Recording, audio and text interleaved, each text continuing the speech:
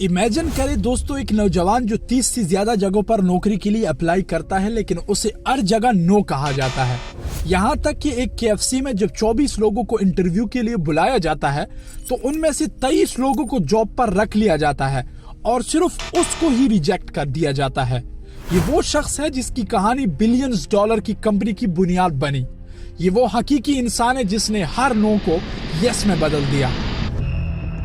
Jack Ma, जिसका असल नाम मायू है, 1984 तक तकरीबन 3 बार कॉलेज एंट्रेंस एग्जाम में फेल हुआ। हार्वर्ड यूनिवर्सिटी में एडमिशन के लिए 10 बार अप्लाई किया और 10 बार रिजेक्ट हुआ। तब जाकर हैंगजू नॉर्मल यूनिवर्सिटी में इंग्लिश में एंट्री मिली। पढ़ाई मुकम्मल करने के बाद 30 से ज्यादा जगहों पर जॉब के लिए अप्लाई किया, लेकिन हर जगह से रिजेक्शन मिली। यहाँ तक कि पुलिस में भर्ती होने के लिए भी अप्लाई किया, लेकिन वहां पर भी नहीं लिया गया उसे। आखिरकार सिर्फ एक ही नौकरी मिल सकी, इंग्लिश टीचर की, लेकिन उसकी तनख्वाह बिल्कुल ना के बराबर थी, हर महीने तकरीबन सिर्फ $12। लेकिन जैक मा की जिंदगी में टर्निंग पॉइंट तब आया जब वो 1995 में इंटरनेट के बारे में जानने के लिए अमेरिका गए। जब उन्होंने सर्च इंजन में चाइना टाइप किया तो नतीजा 0 आया, मतलब चीन तकरीबन इंटरनेट पर मौजूद ही नहीं था। ये लम्हा उनके लिए गेम चेंजर था। ये वो लम्हा था जब उन्होंने सोचा, अगर इंटरनेट ने दुनिया बदल दी है तो क्यों ना मैं चीन को भी दुनिया के साथ जोड़ूं। इसी सोच के साथ ही उसकी कामयाबी का आगाज शुरू हो चुका था। 1995 में जैक मा ने पहली इंटरनेट कंपनी चाइना पेजेस के नाम से बनाई। ये चीन के बिजनेसेस के लिए वेब पेजेस बनाकर देता था, लेकिन इस प्रोजेक्ट पर कंपटीशन बहुत ज्यादा हुआ और उसे बहुत मुश्किलात का सामना करना पड़ा। और फिर 1998 तक वो गवर्नमेंट की तरफ से एक इंटरनेट कंपनी का एड भी बना, लेकिन फिर 1 साल बाद उसने गवर्नमेंट का ये काम छोड़ दिया और 1999 में अपने 17 दोस्तों के साथ मिलकर अली ग्रुप को स्टार्ट किया। ये वो डिसीजन था जिसने चाइना की डिजिटल इकोनॉमी की डायरेक्शन ही बदल दी। अब शुरू के 3 साल कंपनी ने कोई प्रॉफिट नहीं बनाया, क्योंकि अली बाबा के पास टेक्निकल एक्सपर्टीज ना के बराबर थी। लेकिन इनके लिए सबसे बड़ा चैलेंज था ईबे कंपनी। दरअसल ईबे एक ऐसा ऑनलाइन सिस्टम था जहां पर लोग अपनी नई और पुरानी चीजें बेचने के लिए लिस्ट करते थे।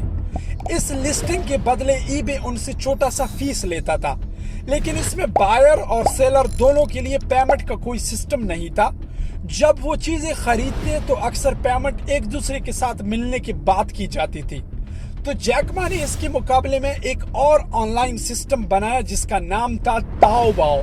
इसमें यह था कि अब खरीदार इस पर नई और पुरानी चीजें लिस्ट कर सकता था बगैर किसी फीस के, और इसमें पेमेंट के लिए अलग से फीचर ऐड किया गया था अली पे के नाम से। तो देखते ही देखते जैक मा का ये आइडिया बहुत ही अच्छा साबित हुआ और इसी मॉडल के जरिए से उसने ईबे जैसी बड़ी कंपनी को चाइना में शिकस्त दे दी। लेकिन जैक मा यहाँ पर रुके नहीं। अब इसी बिजनेस मॉडल को पूरी दुनिया के साथ कनेक्ट करने के लिए जैक मा ने अली बाबा पर चीजें बेचने के लिए ताओबाओ को, ब्रांडेड चीजें बेचने के लिए जैसे सैमसंग फोन वगैरह के लिए टी माल को, पेमेंट सिस्टम के लिए अली पे को और डिलीवरी के लिए चाइनियाओ का सिस्टम, और इन सब चीजों को कंट्रोल करने के लिए उसने अली क्लाउड को बनाया। और इस तरह से एक मजबूत ई कॉमर्स डिजिटल प्लेटफॉर्म बना अली बाबा। जब अली बाबा बहुत बड़ी कंपनी बन गई और चाइना ही नहीं बल्कि पूरी दुनिया में इसका बिजनेस फैल गया, तो जैक मा ने 2014 में अली बाबा को आईपीओ के लिए न्यूयॉर्क स्टॉक एक्सचेंज में ले जाने का फैसला किया। न्यूयॉर्क स्टॉक एक्सचेंज इसलिए चुना गया क्योंकि ये दुनिया की सबसे बड़ी स्टॉक मार्केट है। यहाँ लिस्ट होने का मतलब होता है कि कंपनी इंटरनेशनल लेवल पर तस्लीम हो गई है।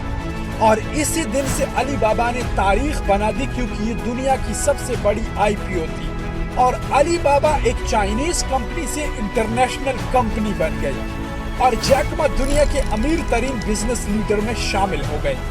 आज की डेट में जैक मा की कुल नेटवर्थ $31 बिलियन से भी ऊपर है, जिसमें इसका हिस्सा एंड ग्रुप, अली बाबा और दीगर इन्वेस्टमेंट से आता है। ये वो शख्स है जिसे हार्वर्ड ने 10 बार रिजेक्ट किया, जिसे 30 से ज्यादा जॉब्स में नापसंद किया गया। آج وہ گلوبل ٹیک امپائر کا فاؤنڈر بنا ہوا ہے۔ بیسٹ آف لک، ملتے ہیں اگلی ویڈیو میں۔